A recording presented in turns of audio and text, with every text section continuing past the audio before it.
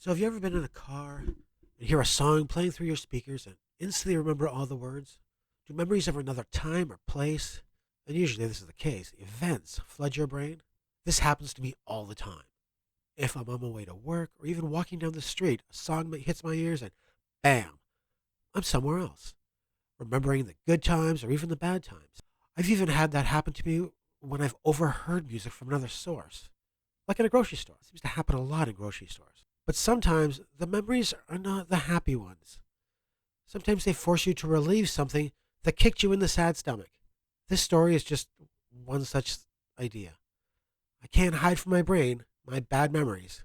If I didn't go through them, I wouldn't be the jovial pine nut you hear today. And I like who I am. My life has never seemed to be about the final goal. I mean, hell, I never thought I was actually going anywhere. But instead, it seems to be about the journey. And this story is just a pothole in the path of my life. This week's song is Do the Bartman. This song reminds me of a time when product mania was a real thing.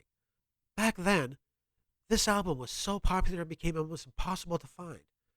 Much like the Batman mania that swept the countries during 1989, a time when everybody from kids far too young to understand Batman's origins to grandparents yelling about Prince's Bat Dance song, all wearing the black shirt with Batman's logo across the front. People were lined up around city blocks to see the first real superhero in over 10 years. And yes, of course, I was part of that crowd. The first Simpsons cassette had the same kind of fervor about it. There were posters of the cover in every record store and department store. They all had the displays out. Usually it was the kind of cardboard Bart Simpson thing, with the Simpsons Sing the Blues cover in his hand. We all ate it up. Actually, there's been 7 Simpsons albums. Yeah, I know. I was shocked to find that out too. But none of the rest have come close to matching the spectacle of the musical debut. At the time, I was living on my own. I was going through a really rough time. And I'd been on my own for less than a year. And the Christmas before was the first one without my parents in my life. No, they hadn't died. They were just choosing not to be in the picture. I mean, not to have me there in the picture. I was still trying to find the ambition to finish high school. It's a lot harder to finish your education when you can write your own absent notes. I was in a dark place. I don't really remember how I ended up in the emergency room, how my friend's mom ended up there as well. I later found out she was a regular worker there, and just by chance she was on shift when I showed up. She must have seen my name on a chart or something, because the next thing I know, she's talking to me about my life and my living arrangements. She was obviously not impressed with what I had said. She began to convince me that I should go home with her.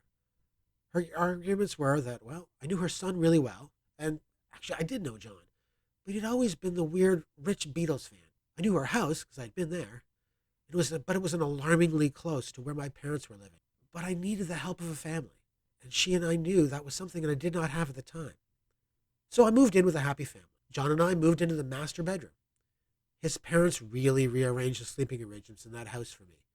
They took their huge master bedroom, and they took John's old room, the two of them. No one had really done anything so nice for me before.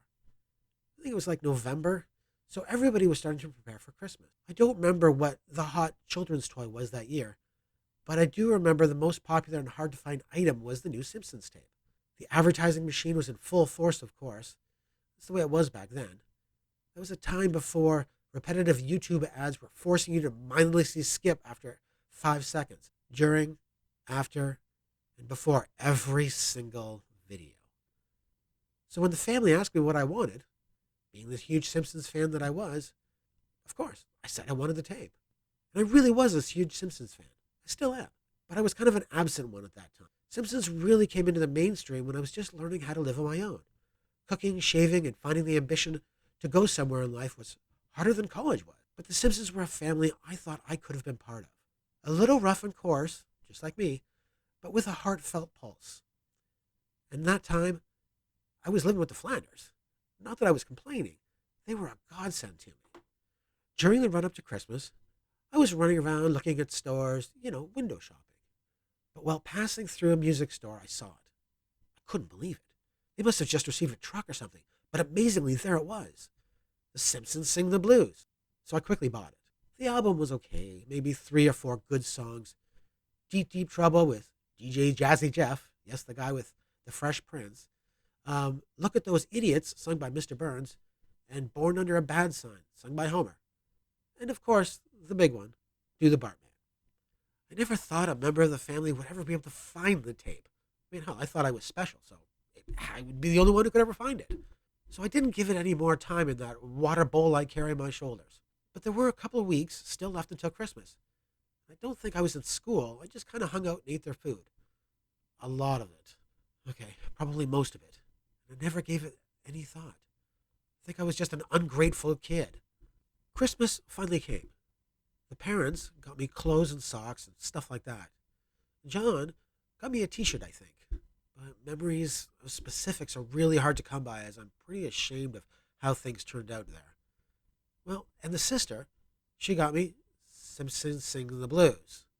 I still don't have any idea how she got it. She looked at me, waiting to see the surprised expression on my face. I didn't give her the expression she was looking for, though. You see, I had kept the fact that I had gotten the tape from everybody. And she had kept the fact that she had gotten the tape from everyone, too. She really wanted to surprise me and see the reaction from her family that she had somehow gotten the impossible gift. Well, I politely thanked her and begrudgingly opened it. In the back of my mind, I was thinking, I could have pulled a switcheroo, returning the unopened copy to the store for credit. Nobody would have refused it. It was way too hot. And my opened one, I could listen to and show off to the family. But no, I didn't get that chance. That didn't happen. Instead, I told the truth. Yeah, it shocked me as well.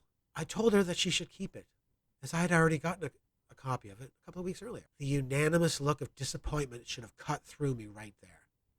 But it didn't. My emotional maturity wouldn't come for a few more years.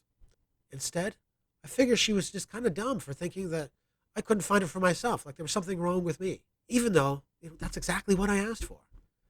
And whenever I hear any of the Simpsons album now, I feel sad and ashamed and angry, almost rageful. I mean, how the fuck could I have done that?